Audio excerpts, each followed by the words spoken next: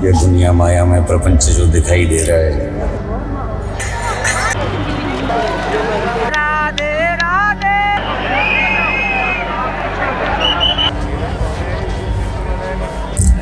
जब कुछ नहीं रहता है तब भी वो रहते हैं।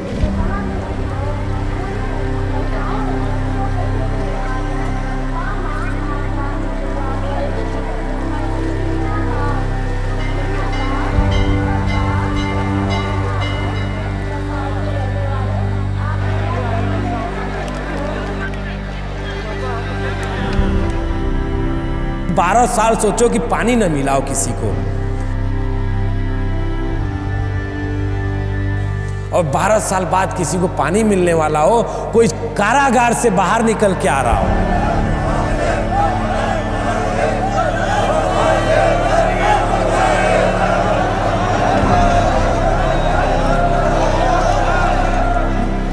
कि भैया जल मिल जाएगा तो आज से मेरा जीवन अमृतमय हो जाएगा।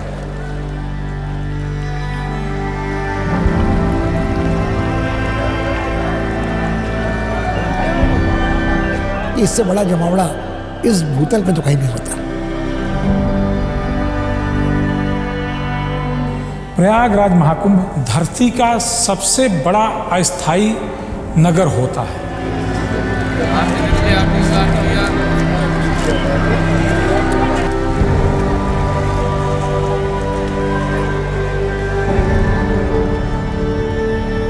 ये सामूहिक एकता का पर्व है, ये सामूहिकता का पर्व है, और इसीलिए तो यहाँ पर विश्व की सारी संस्कृतियाँ आ जाती हैं।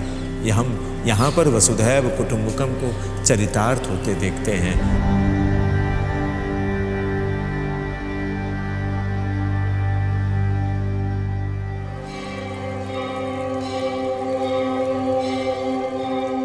दरअसल ये शुरुआत होती है वहाँ से जब देवताओं और दानवों के बीच में समुद्र मंथन हुआ, और जब अमृत निकला तो हठ हो गया कि हम अमृत प्राण करेंगे। यानी देवताओं और दानवों के बीच में युद्ध होने लगा। लिहाजा आकाशीय युद्ध में छीना झपटी होने लगी, और छीना झपटी होने लगी तो कुछ बूंदें छलक पड़ी। 12 बूंदें छलकी, जिनमें से 8 बूंदें देवलोक चली गईं, पाताल लोक चली गईं, और 4 बूंदें पृथ्वी लोक की तरफ चली। तो वो गंगा में जाकर गिरी, संगम में जाकर गिरी, क्षिप्रा में जाकर गिरी, गोदावरी में जाकर गिरी, और फिर यहीं से कुंभ की परंपरा पड़ गई।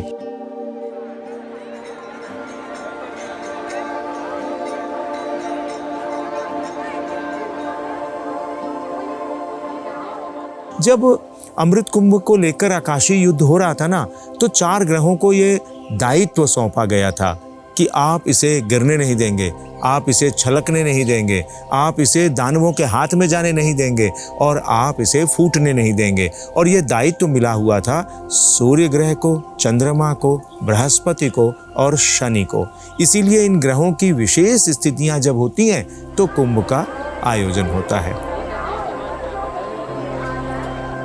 अब अगर एक तरह से देखें तो आपको ये कहानी मिथकीय और पौराणिक लगती है, मगर एक तरह से देखें तो वैज्ञानिक आधार इसका ये है कि सारी जीवन का आरंभ सागर से ही हुआ। हम सब पहले सागर तल में ही रहते थे। मत्स्य से लेकर के मनुष्य तक जब आप आते हैं तो आपको तरह तरह के अवतार जो हैं वो प्रतीक बन जाते हैं उस विकास के, जीवन के, एवोल्यूशन के, जिसको वैज्ञानिक भी नकार नहीं सकते हैं।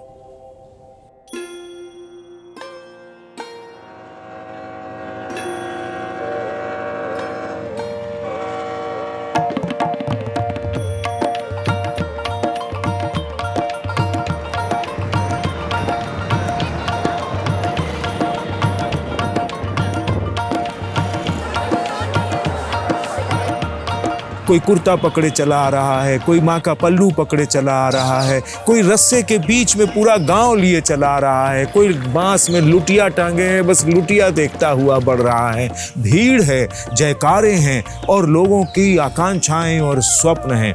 हमारे पीढ़ियों के कितनी 4 पीढ़ियों तक भी नहीं देखा होगा कुंभ मेला। और ये इतनी पावन धरती है कि जो लोग इस जन्म में आ गए उनका तो तरह ही तरह, आने वाली 4 पुश्तें भी उनकी तरी। ऋग्वेद में कहा गया है, गंगे तव दर्शनात् मुक्ति, गंगा के दर्शन मात्र से मोक्ष की प्राप्ति होती है। एक तो मम्मी जी हैं हमारी, इनको स्नान करना था और जब इनको इच्छा हुई ये तैयार हो गई तो बच्चे तो ऑफकोर्सली साथ में जाएंगे, तो फिर पीछे से मैंने भी अपने ऑफिस से छुट्टियाँ ली और मैं भी इनके साथ हो लिया, तो मुझे भी इनके साथ अपॉर्चुनिटी मिल गई कुंभ में नहाने का। पहले से मैं जानती थी कि 12 साल पर ये कुंभ लगती है, तो मैं कभी आई नहीं हूँ, तो मुझे भी जानी चाहिए कि हमारी मोक्ष मिले। मैंने गंगा में से यही मांगा है कि जल्द से जल्द मुझे टीचिंग में जॉब मिल जाए।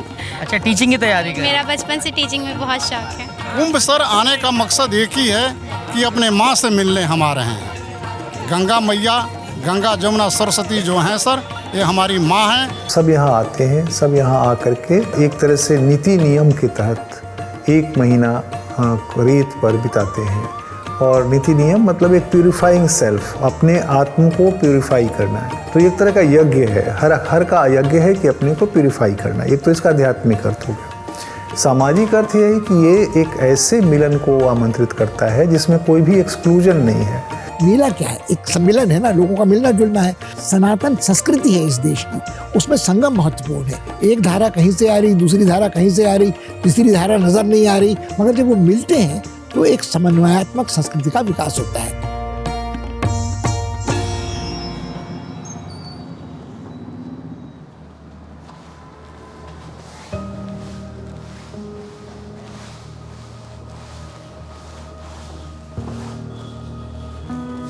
कुंभ मेला जूना अखाड़े के नागा साधुओं के जुलूस के लिए जाना जाता है। अगर मेरी पसंदीदा तस्वीर कहेंगे तो मैं इसे अपनी पसंदीदा तस्वीर मानता हूँ। उसके पीछे कारण ये है कि ये कुंभ मेले का मुख्य शाही जुलूस है और इसमें एक ही फ्रेम के अंदर तमाम हजारों की संख्या में नागा साधु आते हुए दिख रहे हैं। ये कुंभ मेले के लिहाज से वो लीड तस्वीर है जिसे हम कहते हैं कि सी ऑफ ह्यूमैनिटी।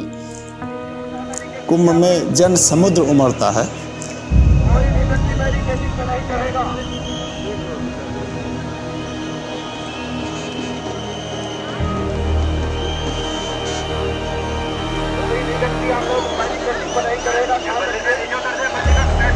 उस समय बड़ा रोमांच होता है जब वो घड़ी आने को होती है जिसमें स्नान होना है। वो टाइम पीरियड होता है कि इस टाइम पर स्नान होना है। ये नागा साधु, इनका ये जुलूस जो कि संगम के तट पर बढ़ता हुआ, ये देखिए शस्त्र और शास्त्र का एक जीता जागता उदाहरण। ये इतनी बड़ी पताकाएं लेकर चल रहे हैं साधु। इधर नागा साधु आकर खड़े हो गए थे, पर सबसे पहले जिसे स्नान करना था वो सब अखाड़ा आ गया था। महामंडलेश्वर, मंडलेश्वर सब आकर खड़े हो गए थे। सब ने अपनी अपनी पोजीशन ले ली थी। राम धुन और गंगा मैया की धुन बजाई जा रही थी और माल्यार्पण किया जा रहा था, साधुओं का स्वागत किया जा रहा था। अचानक जो कमिश्नर थे उन्होंने कहा, बड़ी तेज आवाज़ लगाई कि शुभ मुहूर्त आने को है, अब तैयार हो जाएं सब लोग। और इस तरीके की हुंकार सब साधुओं ने जयकारे लगाने शुरू कर दिए।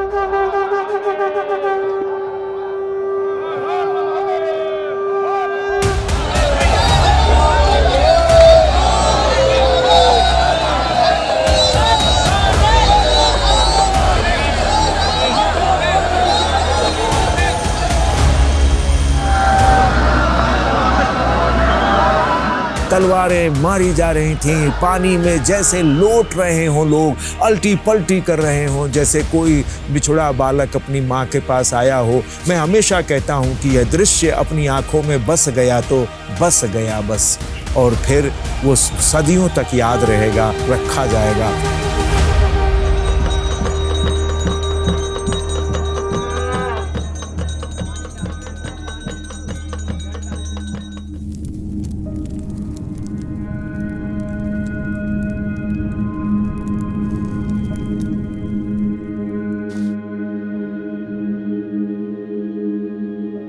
तो नागा बनने की प्रक्रिया जो है वो उससे सभी प्रभावित होते हैं, उनके आचरण से प्रभावित होते हैं, उनके व्यवहार से प्रभावित होते हैं, इसलिए लोग नागा बनना चाहते हैं।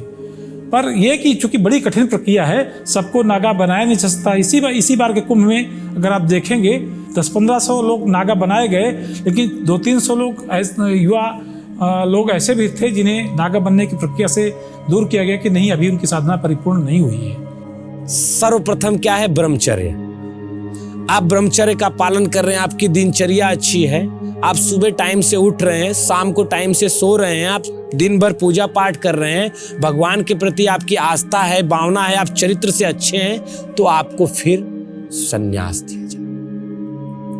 उसके बाद संन्यास के बाद भी देखा जाएगा कि क्या ये संन्यास की जो गुरु की आज्ञाएं होती है, जैसे कि गुरु ने कह दिया कि बेटा जाओ जंगल से लकड़ी लेके आओ, या गुरु ने कह दिया कि जाओ बेटा पैदल जाना है, तुमको चारों धाम की यात्रा करनी है, गंगा से जल लेकर के रामेश्वर जाके चढ़ाना है, या तुम हरिद्वार से जल भर करके विश्वनाथ जी को चढ़ाना है। इस प्रकार से जो भी उनको गुरु आज्ञा देते हैं, वो सारी आज्ञाओं का पालन होने के बाद फिर जब कुंभ आता है तो उन्हें संन्यास की सारी प्रक्रियाओं से परिपूर्ण किया जाता है। पहली प्रक्रिया होती है महापुरुष बनाने की। जैसे आप देखे होंगे, सुबह मुंडन करते हैं, मुंडन करने के बाद घाट पे ले जाते हैं, घाट पे ले जाने के बाद जो 7 पीढ़ी होते हैं, मामा मामी चाचा मात पिता, जैसे जितने भी 7 पीढ़ी में कुटुंब आते, सबका याद करवा के पिंडदान करवाते हैं, और स्वयं उस व्यक्ति का भी करवाते हैं कि आज से आप भी मरे हुए हैं, आप इस शरीर में तो हैं पर आपका कोई महत्व नहीं। हमारा भी पिंड, मैं आपके सामने बैठा हूं, मैं स्वयं का पिंडदान कर चुका हूं, ताकि मैं कहीं हिमालय में साधना करते हुए, कहीं किसी गुफा में साधना करते हुए, कहीं किसी युद्ध में लड़ते हुए यदि मैं ब्रह्मलीन हो जाता हूं, तो मुझे किसी प्रकार का अनुष्ठान, किसी प्रकार का पूजा पद्धति, किसी प्रकार का हमारे लिए कुछ चिंतन करने की जरूरत नहीं है, हम सीधा ब्रह्मलोक की प्राप्ति करेंगे।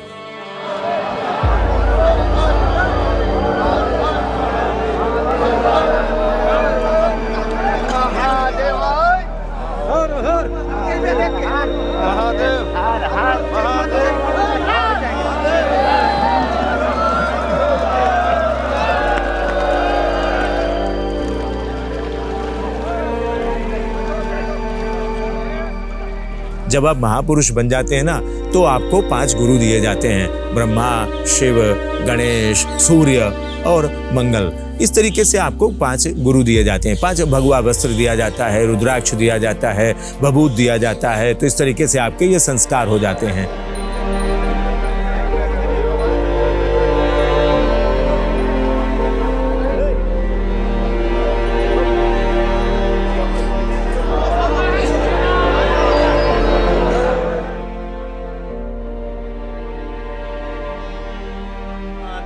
सुबन्ध्यावानो विदते भुजगमया अग्निर्जुवा मनवा सूरचक्षसो विश्वेनो देवा अदिति नमः पार्वती पते हर हर महादेव। चोटी क्यों काटी? दरअसल चोटी इसलिए काटी कि मैं जो समझता हूँ कि गुरु की, अब तुम्हारी जो बुद्धि यहाँ पर थी ना, वो गुरु से चलेगी। तुम्हारी बुद्धि का कुछ अंश गुरु के पास चला गया, अब तुम्हें सब कुछ गुरु की आज्ञा का पालन करना होगा और उसी के अनुसार करना होगा।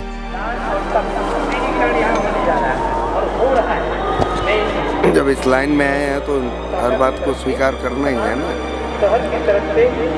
जो अपना नागा का धर्म है उसका पालन करना है।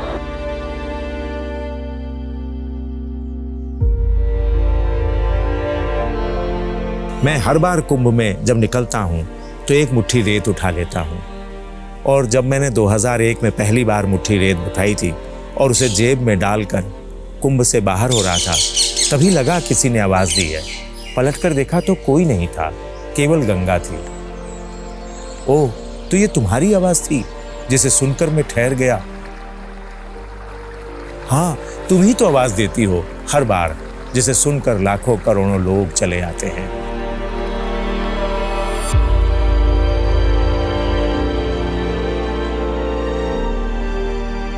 हम कुंभ नगरी को आंखों में बसाए हुए 12 साल 6 साल का इंतजार करते हैं। हम देखते हैं कि फिर भीड़ होगी। ये अनायास नहीं है कि जब भीड़ आती है तो लोग अनायास अपने घरों से चाय बनाकर बांटने लगते हैं। ये प्रयाग वाले हैं, ये लोग अपने घर से पूड़ियाँ कचौड़ियाँ बांटने लगते हैं। ये लोग कंबल बांटते हैं, दवाइयाँ बांटते हैं। ये प्रयाग वाला है जो बाहें फैलाकर लोगों का हर बार इंतजार करता है कि तुम आओ ना, इस संगम की रेती में कण कण बसे हुए अध्यात्म और सांस्कृतिक के कणों की रेती से परिचित हो ना, कुछ देर यहाँ बैठो, अनुभव करो, अनुभूति लो कि हम कुंभ में हैं। कह पाओ तुम कि हम कुंभ में हैं।